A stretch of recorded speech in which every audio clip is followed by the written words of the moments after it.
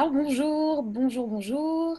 Je suis Ambre et je suis avec Aurore qui va nous parler de spiritualité incarnée. Euh, Aurore, est-ce que tu peux déjà nous donner ta définition de ce qu'est la spiritualité incarnée? Parce que c'est un terme que tout le monde ne connaît pas, je pense. Oui, merci beaucoup pour ce moment de partage. Pour la spiritualité incarnée, c'est quelque chose qui me tient vraiment à cœur. Depuis que j'ai commencé à cheminer il y a quelques années, je me suis rendu compte que très souvent, on accumulait beaucoup de concepts d'apprentissage autour de la spiritualité. Voilà, il y a vraiment plein de thématiques si on regarde l'astrologie, les vies passées. Enfin voilà, il y en a on peut en trouver dans tous les domaines. Et souvent, ce que je trouvais comme blocage, c'est que on accumulait les connaissances au niveau du corps mental et on avait du mal à les appliquer en fait dans notre quotidien et dans notre vie de tous les jours. Donc pour moi, la spiritualité incarnée, c'est aller au-delà de simplement en fait avoir connaissance ou conscience de quelque chose, mais vraiment se poser la question tous les jours, comment est-ce que je le mets en place dans ma vie, comment est-ce que j'arrive à être intègre avec mes désirs, mes valeurs, mes aspirations, comment est-ce que j'arrive à mettre en mouvement aussi les changements que j'ai envie de voir à l'intérieur de moi et à l'extérieur de moi. Et voilà, ça passe un petit peu par tout ça. Super. Et qu'est-ce que toi, quel a été l'élément déclencheur dans ton parcours pour que tu te dises, OK, ce concept, c'est ce que j'ai envie de défendre, c'est ce que j'ai envie de transmettre? Alors, il y a eu pas mal de choses. Le yoga, ça a été une belle ouverture parce que quand je me suis formée avec mon amie Morgane avec son école Culture Yoga, c'est vraiment elle qui m'a mise face à mes contradictions. C'est-à-dire que voilà, je cherchais à développer mes capacités intuitives, mon canal, mon autonomie, et en même temps, je prenais pas le temps de faire les choses pour me poser, d'être dans mon corps, de m'enraciner, de vraiment sentir ce qui était juste pour moi, de vraiment voilà, faire un pas de recul un petit peu et d'observer comment est-ce que je me mettais en mouvement tous les jours. Donc ça a vraiment été quelque chose. Et ensuite, ce qui m'a aussi emmené vers ça, et c'est aussi pourquoi aujourd'hui c'est un peu devenu mon cheval de bataille, c'est que j'accompagne beaucoup de personnes en individuel et en groupe. Et très très souvent, j'ai été face à des personnes qui me disaient qu'elles étaient démunies, qu'elles avaient vu plein de médiums, plein d'astrologues, tout ce qu'on veut, qu'elles avaient acheté des milliers de livres, etc. Une espèce de boulimie par laquelle on est toutes passées. Mais qu'elles se retrouvaient face à un mur et que donc c'était difficile pour elles parce qu'elles savaient plus trop et ben, par où passer. Et donc c'est là que je me suis dit, mais il faut vraiment en fait comprendre que la spiritualité, ça nous permet de retrouver notre centre, de savoir ce qui est vraiment important, d'avoir une meilleure connaissance de soi, d'avoir une meilleure connaissance du monde. Mais une fois qu'on a acquis ces connaissances, c'est comment est-ce que tous les jours je mets en pratique. C'est comme, on va dire, par exemple, la méditation. On sait en gros à quoi ça sert et comment faut faire. Mais si on médite pas tous les jours, bah, ça va pas changer grand-chose qu'on sache faire. Donc c'est un petit peu voilà dans ce sens-là de vraiment aller incarner en fait ce qu'on a envie de manifester à l'intérieur de soi et de pas juste prendre la spiritualité comme une excuse à nos obstacles ou comme une recherche perpétuelle de toujours plus alors qu'en fait on prend déjà pas le temps souvent de faire ce qu'il faut dans notre quotidien. Et la dernière chose, c'est que pour moi, j'ai vraiment euh, compris, et pour moi aujourd'hui c'est ma croyance, que la spiritualité c'est retrouver le chemin vers le cœur et c'est juste incarner l'amour en fait. Donc la spiritualité incarnée, éclairée, comme on veut l'appeler, pour moi ça passe par le cœur. Et donc on ne peut pas ouvrir son cœur si on ne se met pas en lien avec les autres, si on n'apprend pas à s'observer, si on ne se remet pas en question, si on ne communique pas avec les autres. Et pour moi, ça aussi, c'est une grande clé de la spiritualité incarnée, c'est-à-dire qu'on ne peut pas faire notre truc tout seul dans notre grotte. Enfin, ça pourra fonctionner sur un plan, mais ça va pas manifester en fait dans la matière ce qu'on a vraiment envie de mettre en place.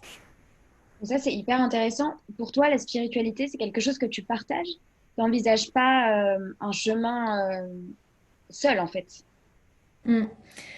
Ouais, non, pour moi, le lien est quelque chose de très très riche.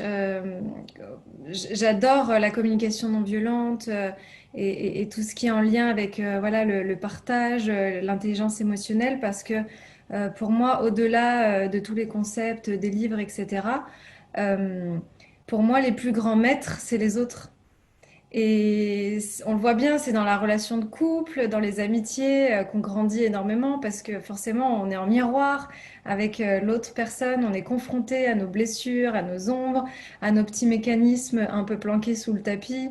Et en fait, quoi de mieux qu'être face à l'autre pour mieux se connaître et savoir un petit peu comment arriver à changer ce qui doit être plus aligné avec là où on veut aller. Alors que si on est tout seul dans une grotte, bah, forcément qu'on peut évoluer sur le plan psychique, sur le plan des concepts, on pourra peut-être méditer, euh, écouter le bruit du vent, apprendre à parler avec les plantes, etc. Si on est dans la nature, c'est ce que font les chamans. Mais sur le plan de la spiritualité incarnée, c'est-à-dire être un être humain, un être humain centré sur le cœur et qui trouve son équilibre, pour moi, ça passe forcément aussi par les autres. Et en fait, quand tu dis les autres, ça peut être aussi bien alors des vrais maîtres spirituels, des vrais guides qui sont pour le coup qui ont une expérience plus forte, mais ça peut être aussi. Moi, j'ai beaucoup appris. Je me souviens quand je faisais des cercles, j'ai beaucoup appris des expériences de gens qui étaient vraiment à mon niveau, quoi, débutants ou en tout cas pas, pas forcément guides. Oui, en fait, pour moi, tout le monde est un maître, c'est-à-dire un enfant pour son parent, c'est un maître, notre compagnon, c'est un maître, nos amis, nos parents, chacun est un maître, mais effectivement, la différence, c'est que les maîtres spirituels, euh, mon chat est un maître, la différence, c'est que les maîtres spirituels, entre guillemets, c'est juste des personnes souvent qui ont un petit peu plus d'expérience, un petit peu plus de vécu, un petit peu plus de connaissances, donc en fait, ils ont la capacité à utiliser justement leur passé ou ce qui s'est passé dans leur vie ou leur prise de conscience, etc., pour arriver à nous le transmettre en se mettant en lien avec nous, en nous disant, voilà, moi je l'ai vécu ça, je l'ai compris. Moi je sais que c'est vraiment ça qui m'aide aussi à accompagner les autres, c'est que je peux le comprendre et je peux me mettre à sa place parce que je suis passée par là. Et souvent, les maîtres, voilà, ils ont un parcours qui fait qu'ils sont capables de nous transmettre ça. C'est exactement ce que tu fais pour le coup, toi, en parlant de spiritualité incarnée, c'est vraiment quelque chose que tu as vécu. Et j'ai une question du coup qui me vient. Est-ce que quand on rentre sur un chemin spirituel, finalement, il faut se débarrasser, entre guillemets, de tous les gens qui sont pas forcément spirituels? Ou est-ce que tu peux... en fait, j'entends aussi quand tu dis tout le monde est un guide, même les gens qui sont pas forcément sur un chemin. euh, on peut... Surtout les gens. Ouais. Surtout les gens qui sont pas sur un chemin, parce que les gens qui sont éveillés, entre guillemets, enfin qui ont commencé à faire un cheminement, euh, ils ont beaucoup plus la capacité à se planquer en fait derrière des concepts spirituels, derrière dire oui, voilà, c'est mes blessures, c'est mon ego, etc. Alors que quand on est face à quelqu'un de brut, entre guillemets, qui a rien à voir avec cet univers-là et qui est juste lui, euh, eh bien, c'est là où en fait on est confronté vraiment à soi-même parce que l'autre est dans son authenticité et donc ça nous oblige à aller dans notre authenticité. Moi, c'est hyper fluide et super facile d'avoir des échanges et des relations avec mes copines qui sont un peu dans le même milieu que moi parce que voilà, on est capable de se remettre en question, on sait lâcher prise, etc. Donc forcément que c'est plus facile. Mais par contre, quand je suis face à quelqu'un un petit peu plus proche et qui a rien à voir avec ça, quand il va avoir une réaction un peu émotionnelle ou de colère ou d'incompréhension, bah là, moi, ça va vraiment me demander d'être dans l'espace de mon cœur pour pas être dans le jugement, pour pas être dans mon ego. Et c'est là où on va vraiment incarner notre spiritualité parce que c'est à ce moment-là que ça nous demande vraiment d'être dans l'amour, en fait. Ça, c'est très juste et c'est quelque chose qui me parle. C'est vraiment, moi, ce qui me donne envie parfois de me dépasser, c'est vraiment de me dire, OK, j'ai plus envie d'être, maintenant que je sais un peu les tenants et les aboutissants, j'ai plus envie d'être celle qui se victimise. J'ai vraiment envie d'inspirer et d'être inspirante. Et j'ai envie, tu sais, c'est toujours cet exercice de, à la fin de ta vie, tu voudrais qu'on dise quoi de toi? Et c'est vraiment ça, c'est j'aimerais qu'on dise, ben, c'est quelqu'un alors, qui était loin d'être parfait, mais qui en tout cas essayait, qui tentait et qui essayait d'être meilleur en tout cas. Ça, Voilà, c'est un bon, je trouve que moi, ça m'a bien aidé. Est-ce que, qu'est-ce que tu as vu, toi, concrètement, quand tu as commencé vraiment à incarner ce que tu apprenais? Qu'est-ce qui a changé dans ta vie? Est-ce qu'il y a des choses concrètes qui ont changé? Ah oui, oui, beaucoup de choses. En fait, sur tous les plans, c'est-à-dire que le fait de m'être remise en question, d'avoir pris la responsabilité de mes blessures, de mes mécanismes d'attachement, etc., bah, ça m'a permis de passer de relations entre guillemets toxiques d'attachement à quelque chose de beaucoup plus fluide, beaucoup plus centré sur le véritable amour, l'amour inconditionnel, même si on va pas se mentir, hein, c'est pas évident tous les jours et qu'on est toujours dans des petits mécanismes parfois qui sont pas faciles. Euh, Après, au niveau de, par exemple, mon travail, de l'abondance, par exemple, le fait d'avoir vraiment incarné le fait que j'avais envie d'avoir la foi, que je voulais croire en moi, j'ai vraiment euh, essayé de travailler sur la valeur que je me porte, l'amour de moi, le fait que j'avais confiance dans ma capacité à créer, à manifester, etc. Ben, je vois que ça fonctionne parce que j'ai ouvert une entreprise et j'ai vraiment évolué aussi sur ce plan-là. Donc en fait, oui, on le voit, même quand on parle de la loi de l'attraction, si on n'arrive pas concrètement à l'incarner, à être persuadé qu'on se voit déjà en train d'être dans cette réalité-là, si on dit juste ah mais oui mais tous les mois je comprends pas parce que je pose l'intention qu'il m'arrive ça, il y a rien qui bouge, c'est là qu'on voit qu'en fait on n'incarne pas euh, le concept, c'est que au-delà de vraiment le visualiser ou d'y penser, c'est comment est-ce que j'arrive à le visualiser, qu'est-ce que je sens dans toutes mes cellules quand je me projette là-dedans.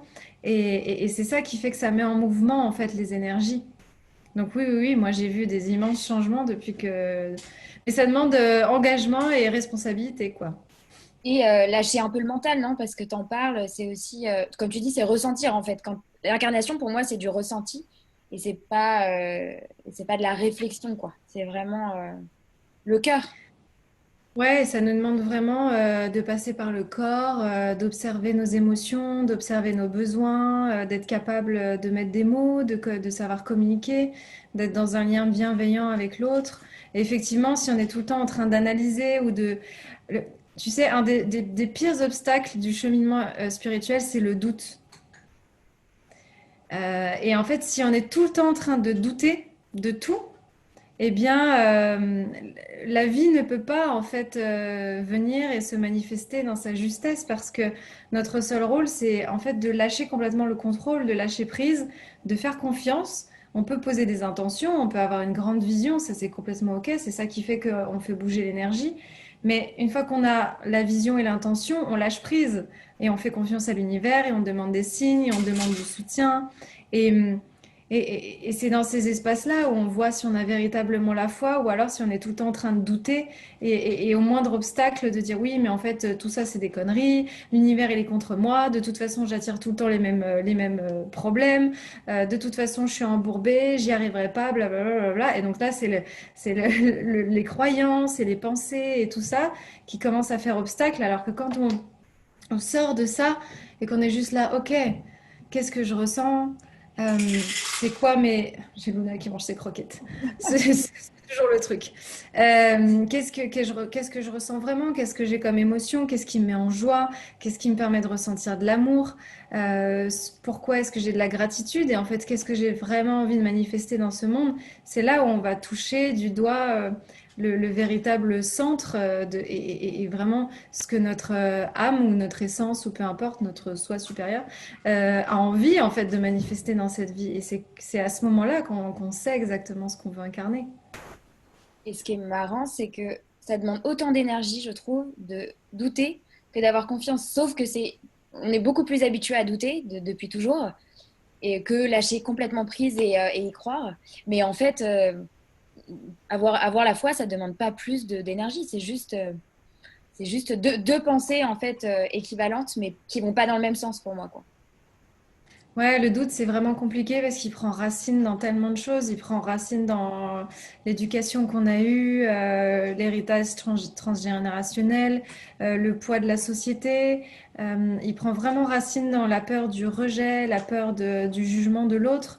Donc, à partir du moment où, en fait, on se dit oui, mais si je vais par là, est-ce que je vais être acceptée? Si je vais par là, est-ce que j'ai le droit? Est-ce que je suis légitime? C'est toutes ces questions-là. Et en fait, on en revient toujours souvent à un jugement extérieur. À partir du moment où on coupe le jugement extérieur et on comprend qu'en fait, quand l'autre nous juge, il parle de soi et que de toute façon, chacun vit son expérience avec ses propres lunettes, euh, et ben en fait, on se détache de ça et on se dit, OK, bon, bah moi, qu'est-ce que j'ai vraiment envie de créer dans cette vie? Et tout le reste n'a pas d'importance. Ça ne veut pas dire qu'à des moments, on va pas être blessé. Moi, par exemple, qui suis sur les réseaux sociaux, bah, parfois, s'il y a quelqu'un qui va mettre un commentaire ou... Bon, ça arrive pas souvent parce que je suis quand même quelqu'un qui prône beaucoup l'amour, donc du coup, je pense que ça s'équilibre. Mais ça va forcément me toucher, et forcément, moi aussi, j'ai la blessure du rejet, etc. Mais on va être capable beaucoup plus de tout de suite se dire, OK, qu'est-ce qui se passe? Pourquoi est-ce que je ressens ça? Qu'est-ce que ça vient toucher? Et comment est-ce que je peux très rapidement le transmuter? Ça aussi, c'est vraiment important dans la spiritualité incarnée. C'est plutôt que de rester embourbé en fait avec une pensée, avec une émotion lourde, c'est tout de suite avoir des outils de transmutation en fait. Ok, je vais aller faire mon yoga, je vais faire de la respiration, je vais sortir dans la nature, je vais me connecter à quelque chose qui me fait du bien, je vais appeler une amie qui va me connecter à la joie. Et c'est ces réflexes-là aussi qui fait que très rapidement, en fait, on dépasse des obstacles. Ça ne veut pas dire qu'on n'est plus en souffrance, qu'il n'y a plus de douleur, mais on les dépasse beaucoup plus vite. Et du coup, c'est beaucoup plus confortable. Donc c'est ça, si tu avais un petit conseil à donner pour les gens qui nous regardent et qui ont l'impression de ne pas forcément incarner la spiritualité, un petit conseil tout de suite quand on a un doute, qu'est-ce qu'on peut faire très concrètement? Bah, on peut en même temps observer qu'est-ce qu'il y a comme croyance derrière pour essayer d'aller faire un contre-posture de la croyance. C'est un peu bête, hein, mais les affirmations, ça fonctionne vraiment. Moi, je le fais beaucoup en coaching. Je dis, voilà, c'est quoi ta croyance négative? Et si jamais tu la transformes au positif, qu'est-ce que c'est? Par exemple, pour moi, l'abondance, c'est compliqué et la sécurité financière, c'est quelque chose de difficile. Bon, bah, tu changes et tu te dis, l'abondance est déjà là, je mérite l'abondance, l'argent est déjà présent, je baigne dans l'abondance. Enfin, tu vas vraiment à l'opposé pour changer déjà le système de pensée. C'est vraiment, ça peut paraître bête, mais nos cellules, elles le captent. Notre mental, notre cellule, notre corps, il y a tout qui se remet en alignement avec ça. Et ensuite, c'est autonomie et responsabilité. C'est OK, est-ce que je reste avec mon doute qui est en train de me plomber ou est-ce que j'essaie de me mettre en action pour contrecarrer en fait ce doute-là? Donc, bah, c'est quoi la différence du doute? C'est de faire un acte de foi. Donc, est-ce que je vais pas tester en fait de faire un acte de foi et voir si ça fonctionne? Donc, voilà, les personnes qui doutent, par exemple, oui, mais moi, physiquement, je pourrais jamais faire de l'escalade, c'est trop dur, de toute façon, c'est pas pour moi, je vais abandonner. Bon, bah déjà, change ta croyance, dis-toi que tu es quelqu'un d'engagé, qui tient son planning ou qui se met une rituel, un routine, je sais pas. Et ensuite, choisis en conscience d'aller déjà tester l'escalade avant de dire que c'est pas possible. Voilà, c'est tout de suite en fait mettre en place une action pour contrecarrer le truc. Et ça veut pas dire que tout de suite, si on manifeste de gagner 100 000 euros dans l'année, il faut tout de suite avoir toutes les solutions pour faire les 100 000 euros. C'est d'abord comment est-ce que je fais un premier pas dans cette direction, le plus petit pas possible pour que les choses puissent se mettre en place derrière. Parce qu'on a tendance à voir la montagne immense et se dire, oh là là, mais je vais jamais y arriver. Et en fait, on oublie qu'il y a des paliers. Donc, c'est comment est-ce que j'atteins le premier palier avant d'ensuite pouvoir gravir toute la montagne. Oui, c'est ça. C'est pas mal poser un premier petit acte qui t'empêche de. Tu faudrait presque pas penser, quoi. Il faudrait se dire, allez, j'agis et on verra après, en fait. Et tu parles aussi pas mal de se détacher du matériel. Est-ce que tu peux nous expliquer ce que tu entends par là? Ouais, et c'est une très bonne question parce que on pourrait croire que du coup l'argent ne sert à rien et que ça sert plus à rien d'être dans la richesse. Pour moi, se détacher du matériel, euh, c'est comprendre la différence entre je veux de la matière pour posséder, accumuler, me rassurer, et je veux de la matière qui incarne l'énergie, en fait, à laquelle j'ai droit parce que je mérite et je suis légitime, pour que je puisse utiliser cette matière pour en faire quelque chose. Donc l'idée, c'est pas de cracher sur l'argent ou de dire que l'argent c'est mauvais, etc. Parce que bon, ça c'est un autre sujet, il y a plein de croyances aussi là-dessus. Mais c'est se dire, euh, l'argent est un moyen, l'argent en fait est une énergie qui circule. C'est juste un jugement de valeur, c'est-à-dire bon bah tel objet a cette valeur-là, telle prestation a cette valeur-là. C'est quelque chose qu'on a créé pour parce qu'à la base on faisait du troc et que c'est vite devenu le bordel de savoir si une chèvre équivalait à je sais pas quoi. Et donc on a créé un système de valeurs pour arriver à créer des échelles. Mais en fait qui a choisi les échelles de valeur? Personne, c'est nous. C'est nous qui les avons créées. Donc, si on a envie de dire que notre coaching, il vaut 100 euros de l'heure, c'est OK. Si on a envie de dire qu'il vaut 500 euros de l'heure, c'est OK aussi. En fait, il faut être juste aligné avec ce qu'on a envie de manifester dans notre vie. Est-ce que c'est aligné avec les publics auxquels on s'adresse, etc. En fait, c'est juste ça, savoir si c'est intègre par rapport à là où on a envie de se positionner. Et après, la problématique par rapport à l'abondance, c'est que très souvent, à partir du moment où on a peur de le perdre. Et c'est là où ça devient vicieux. Donc c'est là où je parle de non-attachement, c'est créer de la valeur plutôt que de créer de la richesse. Et quand on crée de la valeur, on est tout le temps serein. J'en parlais l'autre jour avec mon amie Anne-Claire, avec qui on est en train de créer Pawa, l'école pour la spiritualité. Et on se disait, mais en fait, là, si tout s'effondre, tous les systèmes financiers, les banques, tout ça, c'est pas grave, on va tout reconstruire. Parce que on a beaucoup investi en fait en nous pour créer de la valeur, pour créer des connaissances, tous les coachings, les stages et les formations qu'on a fait. C'est ça qu'on a fait. Donc on a créé de la valeur à l'intérieur de nous, on sait qui on est et on sait que si du jour au lendemain tout l'argent disparaît de nos comptes, ça ne veut pas dire qu'on ne voudra plus rien parce que nous, on sait ce qu'on vaut. C'est là où c'est vraiment important de faire la différence et de lâcher prise sur cet aspect de la matière, de se dire, c'est juste un moyen, en fait, pour moi de faire circuler les choses, de me payer des formations, de payer des stages, de faire plaisir à mes proches, de me faire plaisir à moi. Et tant que je suis dans l'abondance, c'est génial, mais c'est pas ça qui va faire que ça va me rendre heureux. Ça contribue, en fait, au cycle du bonheur, parce que forcément, ça fait circuler plein de choses. Mais si l'argent vient à manquer, eh ben, on peut tout à fait trouver d'autres sources de richesse. Oui, c'est ça, il faut vraiment que le matériel reste, enfin, soit tout sauf une source de peur ou de... en fait, si tu le transformes en quelque chose de négatif, c'est que c'est plus juste, quoi. Il faut que ça devienne vraiment quelque chose de vertueux et au service de, de toi et des autres, quoi. C'est ça.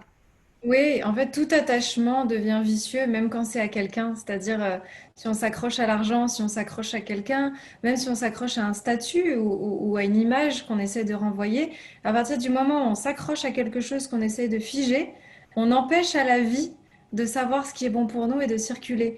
Donc, il y a des gens comme Neil Donald Walsh qui ont écrit Conversation avec Dieu. Lui, du jour au lendemain, quasi, il a tout perdu.